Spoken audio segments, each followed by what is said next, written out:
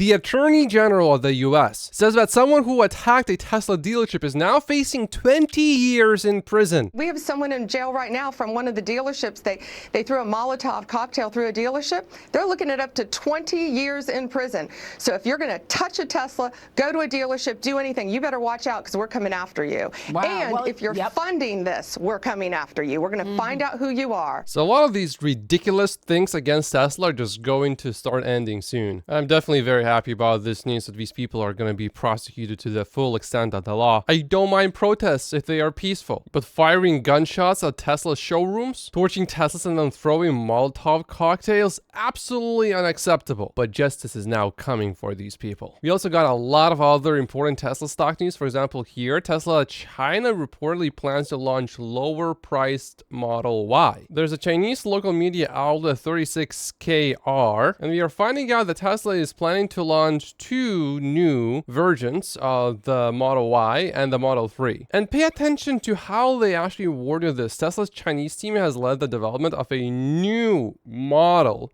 to cope with fierce competition in the market. But the new model is a lower priced Model Y with no major changes to the battery, power, and chassis compared to the current Model Y. And there's also another model to which they refer in a very similar way. Now, the launch date of this new lower priced Model Y will largely depend on how well the new updated Model Y will be doing. And here they refer to the second model. The cheaper Model Y is led by its Chinese team, while the lower priced Model 3, which is the second model, was led by Tesla headquarters. By the way, Tesla launched a lower price version of the Model 3 in Mexico with basically cloth seats. So is Tesla still launching an actually completely new model or models like Tesla referred to them before? Or is it just really going to be a cheaper Model Y and Model 3? There is actually quite a bit of a twist here. So it's actually not as bad as it appears, but James does have a point here. Stripped down Model Y isn't what Tesla needs in my opinion. This will just result in cannibalization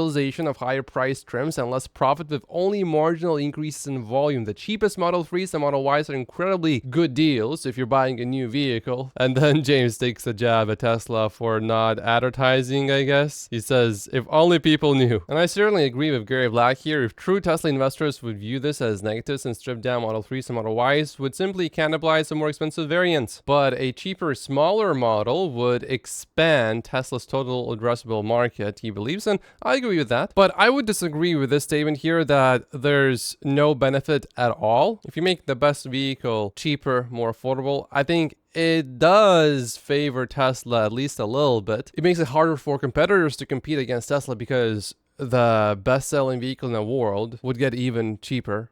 Better value. So this was reported by Reuters today. Tesla plans Model Y costing at least 20% less to produce to defend China's share. However, Reuters reports here that the low-cost version is to be built in Shanghai from 2026. And the version will also be built in Europe and North America. The model is being developed under a project code named E41, and it will be built using existing production lines. And then the article continues with a bombshell. The car will be smaller and cost at least 20% less to produce than the refreshed Model Y launched late last year. Now, it's of course obvious that making a Model Y smaller would no longer make it a Model Y. So obviously, it's that new, more affordable, compact SUV. However, it's not happening this year based on the report. This year, we should see a new, cheaper Model Y and a Model 3, probably with cloth seats and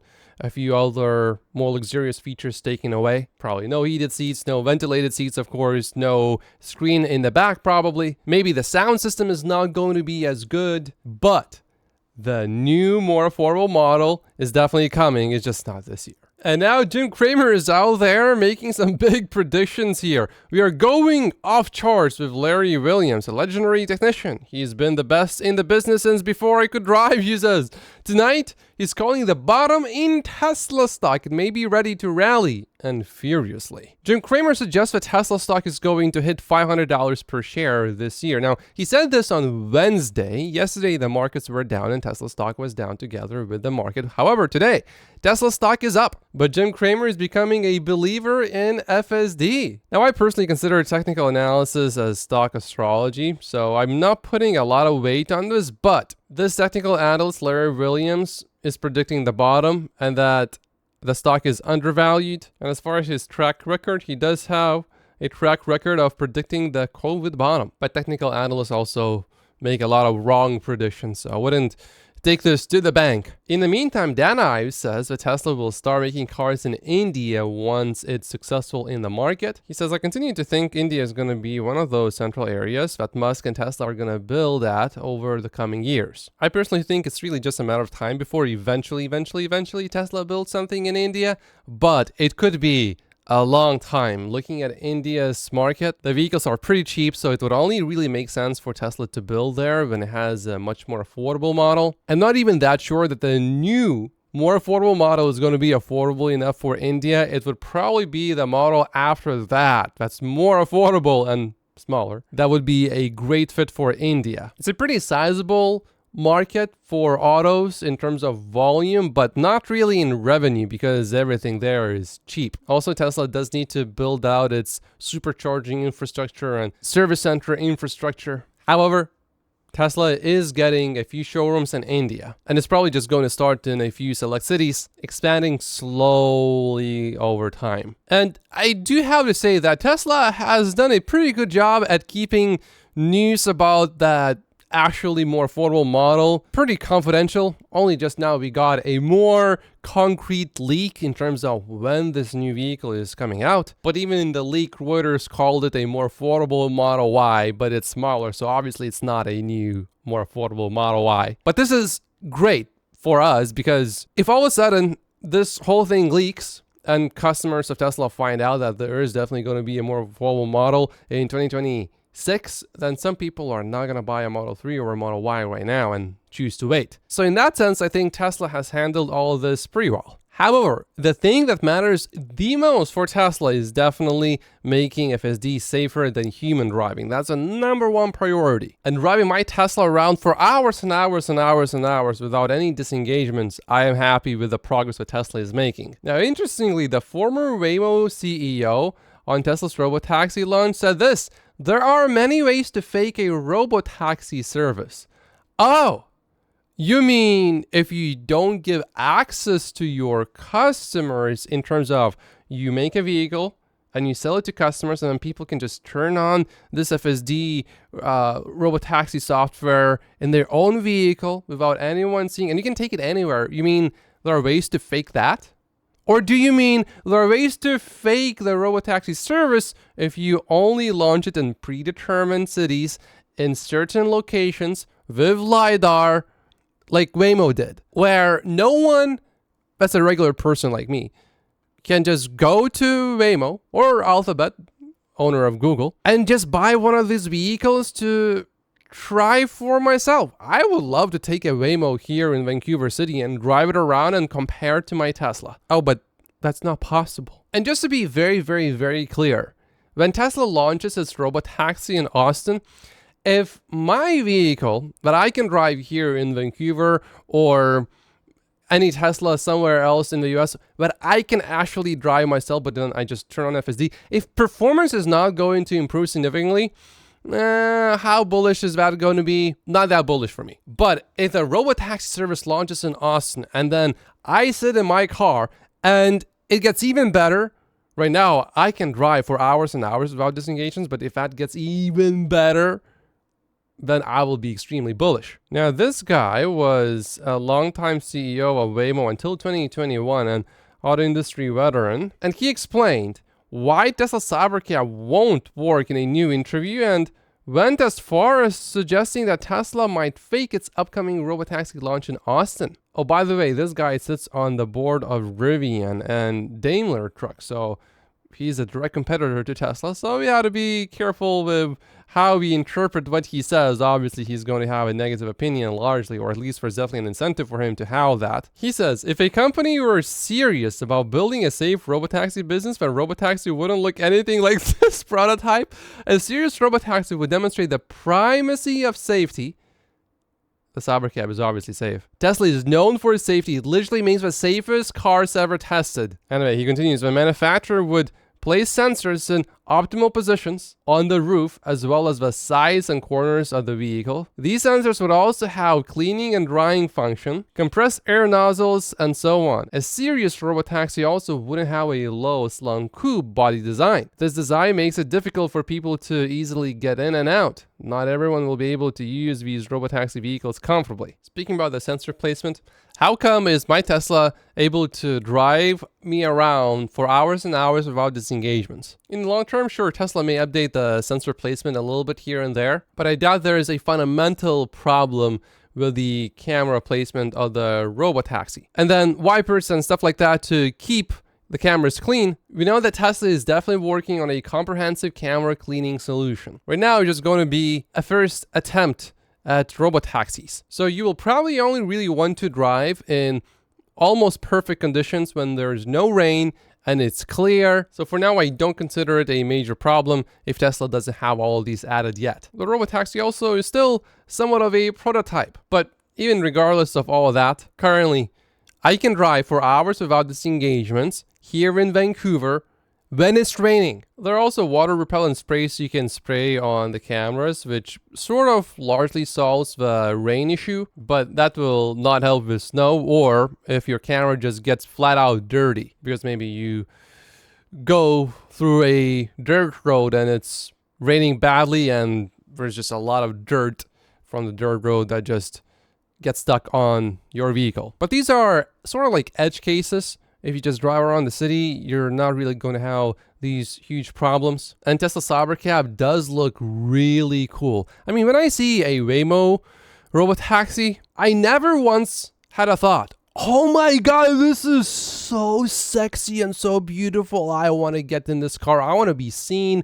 being driven in this car. I never had that thought. The Cybercab, on the other hand, this is one of the coolest vehicles I've seen ever. Any place I would go, I would be proud to pull up in this vehicle. Oh, Israel asked Tesla to bid on tender for top officials' cars. So they want to buy Teslas for the government officials. I suspect many of these are going to be Cybertrucks. And also, it's just so silly to call Elon Musk a Nazi. I mean, Israel literally wants to buy Teslas. Ooh, and Tesla has now finally officially discontinued the old Model Y in the US and Canada, so you can now only buy the new Model Y. This vehicle, it changed the automotive industry and became the #1 overall best-selling car in the world less than 4 years after launching. It generated an estimated $165 billion in revenue since launch and became the first EV for millions of people. With the Tesla Model Y, Tesla introduced many industry firsts such as gigacasting, heat pump, and many others such as structural battery packs. So this is an end of an era, but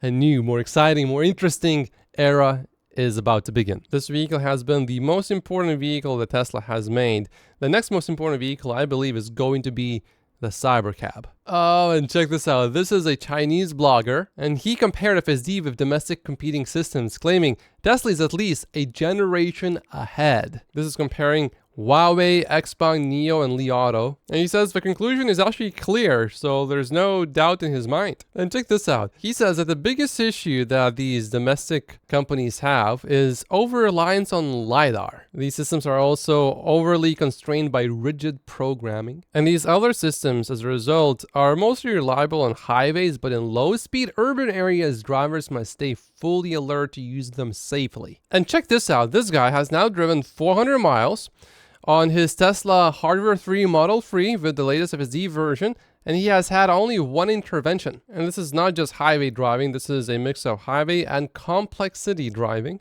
And this is a report from Reuters. Tesla is working with Baidu to improve assisted driving system in China. Baidu dispatched a group of engineers from its mapping team to Tesla's Beijing office in recent weeks to work on better integrating Baidu's navigation map information, such as lane marking and traffic light signals, with Tesla Full Self Driving FSD version 13 software. So it's just basically getting better maps for the vehicle. It's not about them actually making any changes to FSD itself, only the maps. And I personally can vouch here for Omar. From my experience, having experienced similar things like this, I would not need to intervene. I would have basically close to 100% confidence that my vehicle, my Tesla, could handle this no problem. And here's Huawei's system compared to Tesla's system going through the same road. And you can see Huawei here came to a complete full stop. And it's going, but it's going very slowly. It's very slow. It's quite annoying. Eventually, it does make it through this whole thing. And here's a Tesla going through the exact same location. It slowed down, just like a person would, but it didn't stop. And it's comfortable and it's smooth. So there's this outlet which says the ugliness of the new Model Y isn't even in the top 3 reasons why you shouldn't buy one. And soon, the Model Y's ugliness could slide even further down the list. Well, my only response to that would be the 10-year Google search trend of this outlet, which is going down. Oh, there's an update on this story. Remember this vehicle part in Seattle? Well, it turns out this guy bought this Tesla just to destroy it. This guy is from Seattle. This is London, the UK. There's this poster.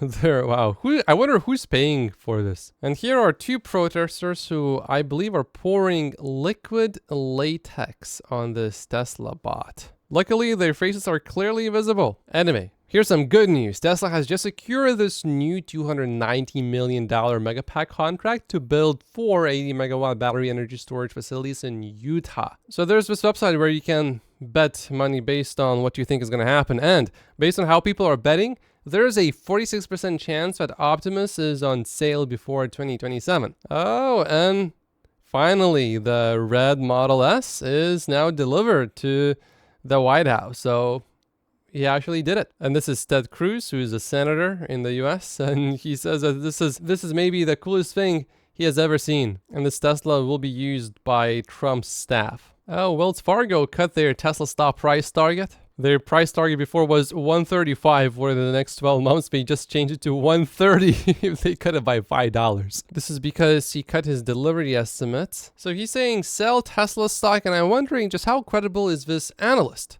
Well, to my surprise, he's actually a 5-star analyst. A 5 empty star analyst. He's literally at the bottom of Wall Street. But you know how some analysts, they are good with one particular stock and they just suck with everything else. Maybe he is one of those. Well, this guy is certainly like that with Tesla, but I mean in a negative sense. When he says sell, you should be buying because he said sell during this whole time right here when you should be loading up on Tesla stock as much as possible. And then here before the big surge, he also starts saying sell. So it's actually really good that he says sell Tesla stock because that's definitely a bullish indicator here. Oh, there's a bit of a fight going on between Warren Redlick and Fred Lambert from Electric. And Fred is definitely criticizing Tesla here quite a bit. And normally I don't report on these skirmishes between Fred and other Tesla investors. But I found something interesting here. This is Electric. And this is from Google Trends. And this is interest over time. See, it reached its peak in 2020. And after that, it has been going downhill steadily. Oh, and this is just beautiful. During this event, Tesla vehicle owners in Europe made a heart. It looks really cool. Gatsad spoke about Elon Musk. This is from the end of February, so it's pretty recent. He said, I found Elon to be incredibly engaging and very, very humble. They spent some time together, by the way. Zero ego. We sat for 4 hours, completely locked in, sometimes discussing some very personal, intimate things, sometimes discussing how to maintain human consciousness via interplanetary travel. He was confiding in me in a very trusting way, in a very intimate way. I've got nothing but positive affection for him. So this channel made a video, and there's a lot of talk about this, where they put a lot of vertical force right here on the tow hitch, and then they snap it. Oh, dude! Oh! That was right at 10,000. And then supposedly they do the same thing with a different truck and nothing bad happens. And Wes, who is a Cybertruck lead engineer, he explained that this test demonstrated a 10x factory of safety on rated tongue weight. This should inspire confidence to use a vehicle up to its maximum rating. He then continues, this is an infographic for those who don't understand the difference in tow rating and tongue weight. At 10,000 pounds of tongue weight, the vehicle would be so grossly misloaded the front wheels would no longer be on the ground. And to answer a common question, no, a pothole will not transfer this much vertical force to the hitch. And this is a really good explanation of everything that's actually going on. First, there is a significant difference in towing capacity for a trailer and tongue weight of that trailer. So tongue weight refers to the vertical forces on the trailer hitch. In the image below, the carrier attaches putting all of its weight vertically on the hitch. There's a huge difference between the two. All the weight here is on the tongue, and here you also got the trailer with its own wheels. And the general rule is that tongue weight rating is expected to be between 10 to 15% of trailer weight rating. And the Cybertruck owner's manual clearly states a weight rating at 11,000 pounds towing capacity with 1,100 pounds tongue weight. Tesla stock today closed almost 4% higher, and I believe it is going to $1,000 per share, and then after that, well above it. And with the money that I'm making, I'm going to be buying more Tesla stock, of course. And if you have been following my channel for a while, you know that my two teenage brothers who are twins, they have been asking me about money, how can they make money, because they see the money that I'm making. And I decided to do an event. It's going to be a 2-day event, and I'm going to be teaching my brothers, but everyone else is also welcome to come. I personally believe that investing in yourself is by far the #1 best investment that you can make. And I once heard this very interesting quote. It was about educating yourself and learning, and it asked me a question basically. How much does it cost me to not know how to make $30,000 per month?